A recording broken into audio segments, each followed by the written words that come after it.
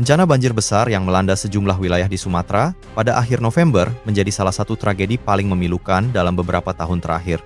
Hujan yang turun tanpa henti selama berhari-hari membuat sungai-sungai utama di provinsi tersebut meluap, membawa material lumpur, bebatuan, hingga potongan kayu besar dari arah pegunungan. Pada malam ketika hujan mencapai puncaknya, sebagian besar warga tengah beristirahat, tidak menduga bahwa derasnya aliran air dari hulu berubah menjadi banjir bandang yang menghantam perkampungan dengan kekuatan yang sulit dibayangkan. Dalam gelap malam, suara gemuruh yang terdengar dari kejauhan ternyata bukan angin atau badai, melainkan air bercampur lumpur yang meluncur dengan kecepatan tinggi. Ketika warga sadar apa yang terjadi, sebagian dari mereka sudah tidak punya cukup waktu untuk menyelamatkan diri. Pagi harinya, saat langit mulai cerah, wajah-wajah kelelahan para penyintas tampak di pinggir-pinggir jalan yang dipenuhi lumpur setinggi lutut. Mereka berkumpul, saling mencari keluarga, saling memanggil nama-nama yang belum menjawab. Desa-desa yang sebelumnya ramai, kini berubah menjadi puing-puing basah yang sulit dikenali. Banyak rumah rata dengan tanah, jembatan hanyut, dan kendaraan-kendaraan pribadi terseret hingga ratusan meter dari tempat semula. Setelah aparat dan relawan mulai memasuki area yang sebelumnya terisolasi, barulah skala kerusakan dapat dipahami sepenuhnya. Jumlah korban jiwa terus bertambah dari waktu ke waktu, membuat tragedi ini menjadi salah satu bencana alam terbesar yang pernah menimpa Sumatera. Bencana tersebut segera menarik perhatian dunia internasional. Berbagai media global menyoroti fenomena cuaca ekstrem di Asia Tenggara dan menyebut bahwa perubahan iklim global memperbesar peluang terjadinya bencana serupa. Salah satu pemimpin dunia yang paling cepat merespons adalah Presiden Rusia Vladimir Putin. Melalui pernyataan resmi yang dikeluarkan oleh Kremlin pada Minggu, 30 November, Putin menyampaikan ucapan duka cita mendalam kepada Presiden Prabowo Subianto dan seluruh rakyat Indonesia. Ia menyatakan bahwa rakyat Rusia turut bersedih melihat besarnya korban jiwa serta kerusakan yang terjadi. Menurut Putin, bencana alam berskala besar seperti ini bukan hanya menghancurkan fisik wilayah yang terdampak, tetapi juga meninggalkan trauma sosial yang membutuhkan waktu lama untuk dipulihkan. Dalam pernyataannya, Putin menegaskan bahwa Rusia siap menawarkan bantuan kepada Indonesia apabila diperlukan.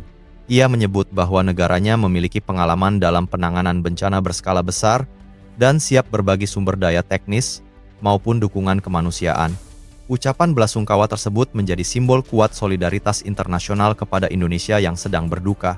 Tidak lama setelah itu, ucapan serupa juga datang dari sejumlah negara lain dan organisasi dunia, memperlihatkan bahwa tragedi di Sumatera telah mengetuk hati banyak pihak. Sementara itu, penyebab bencana tersebut menjadi bahan pembahasan berbagai ahli. Curah hujan ekstrem memang menjadi faktor utama. Beberapa laporan menyebutkan bahwa intensitas hujan mencapai rekor tertinggi dalam 10 tahun terakhir. Namun faktor alam semata tidak cukup menjelaskan dahsyatnya banjir bandang yang terjadi. Kerusakan hutan di wilayah hulu sungai dianggap memperburuk keadaan. Dalam beberapa tahun terakhir, pembukaan lahan dan aktivitas pemanfaatan hutan yang kurang terkendali mengurangi kemampuan tanah dalam menyerap air. Ketika hujan turun dalam volume besar, tanah di lereng bukit menjadi jenuh dan mudah longsor.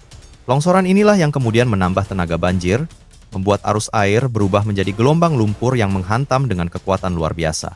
Sungai-sungai besar di wilayah tersebut juga mengalami penyempitan karena sedimentasi dan pembangunan di daerah aliran sungai.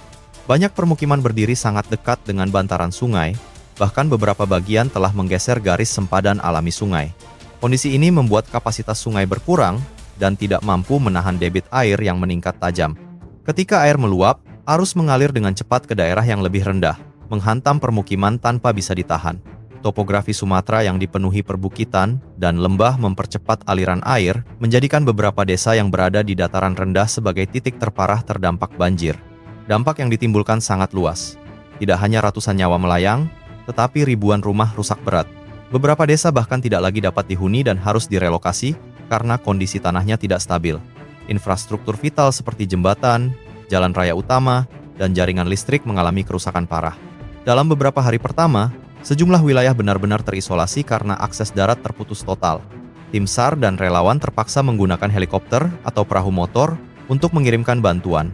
Jaringan komunikasi juga terganggu, menyulitkan koordinasi antar posko dan memperlambat pendataan korban.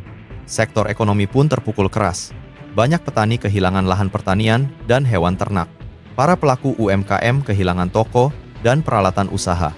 Kerugian ekonomi diperkirakan mencapai triliunan rupiah dan butuh waktu bertahun-tahun untuk mengembalikan roda ekonomi berjalan normal.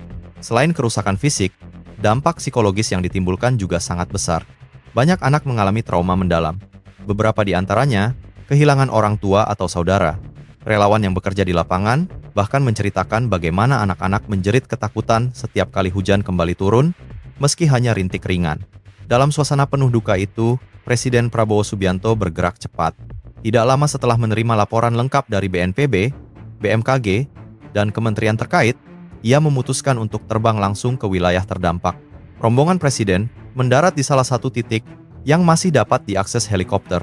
Dari sana, Prabowo menyusuri area bencana dengan kendaraan taktis, dan pada beberapa titik ia harus berjalan kaki atau menggunakan perahu karet untuk mencapai desa-desa yang terisolasi. Kehadiran Prabowo di lokasi bencana disambut warga dengan campuran antara kesedihan dan rasa haru. Banyak dari mereka tidak percaya bahwa Presiden datang langsung ke desa mereka yang hancur.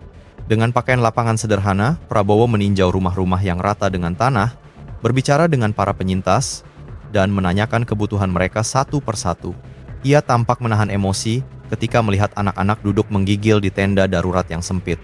Di hadapan aparat dan pejabat daerah, Prabowo memberi instruksi tegas untuk mempercepat proses evakuasi dan distribusi logistik. Ia memerintahkan agar tambahan alat berat segera dikirim untuk membuka jalan yang tertutup longsor, serta memastikan stok obat-obatan, air bersih, dan makanan siap saji dalam jumlah cukup tersedia di posko-posko pengungsian. Dalam kunjungannya itu, Prabowo menegaskan bahwa pemerintah akan memberikan perhatian serius pada pemulihan jangka panjang, bukan hanya bantuan darurat. Ia memastikan bahwa rekonstruksi infrastruktur akan dilakukan dengan standar mitigasi bencana yang lebih kuat.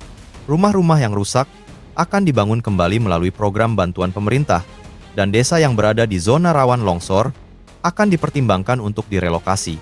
Prabowo juga menyampaikan pentingnya rehabilitasi lingkungan, termasuk reforestasi di daerah hulu sungai untuk mengurangi risiko bencana di masa mendatang. Di sisi lain, masyarakat juga menunjukkan solidaritas luar biasa. Warga saling membantu membersihkan puing, berbagi makanan, dan merawat anak-anak yang kehilangan anggota keluarga. Relawan dari berbagai daerah datang membawa logistik, pakaian, bahkan tenaga medis. Banyak di antara mereka bekerja sepanjang malam, memastikan semua pengungsi mendapatkan perhatian yang layak. Suasana yang penuh kesedihan itu justru melahirkan semangat kebersamaan yang sangat kuat, membuktikan bahwa di tengah bencana besar, rasa kemanusiaan selalu muncul sebagai cahaya yang menghangatkan. Hari demi hari, keadaan perlahan mulai terkendali, meski proses pemulihan masih panjang. Lumpur yang menutupi jalan dibersihkan sedikit demi sedikit. Tim teknis memperbaiki jaringan listrik yang rusak, sementara helikopter terus mengirimkan pasokan logistik ke wilayah yang belum bisa dijangkau kendaraan darat. Pemerintah pusat terus memantau situasi secara intensif, bekerja sama dengan pemerintah daerah untuk memastikan tidak ada warga yang tertinggal tanpa bantuan. Meski luka yang ditinggalkan sangat dalam, baik secara fisik maupun emosional, tragedi ini menjadi pengingat kuat bahwa penting bagi Indonesia memperkuat mitigasi bencana, menjaga lingkungan, dan membangun sistem peringatan dini yang lebih efektif. Ucapan duka dari Putin dan berbagai pemimpin dunia lainnya menunjukkan bahwa Indonesia tidak menghadapi bencana ini sendirian. Kehadiran Prabowo di lokasi bencana memperlihatkan bahwa negara berdiri di sisi rakyatnya di saat paling sulit. Dan, yang paling penting, keteguhan dan kebersamaan masyarakat Sumatera sendiri menjadi fondasi utama bagi kebangkitan kembali wilayah tersebut. Banjir besar ini memang menyisakan kehancuran, tetapi ia juga menguatkan tekad seluruh lapisan masyarakat untuk bangkit. Warga berjanji membangun kembali desa-desa mereka. Pemerintah bersiap melakukan rekonstruksi besar-besaran, dan dunia internasional menunjukkan solidaritasnya. Sumatera mungkin runtuh pada hari bencana itu tiba, tetapi dengan kerjasama semua pihak, wilayah itu perlahan akan pulih dan bangkit lebih tangguh dari sebelumnya.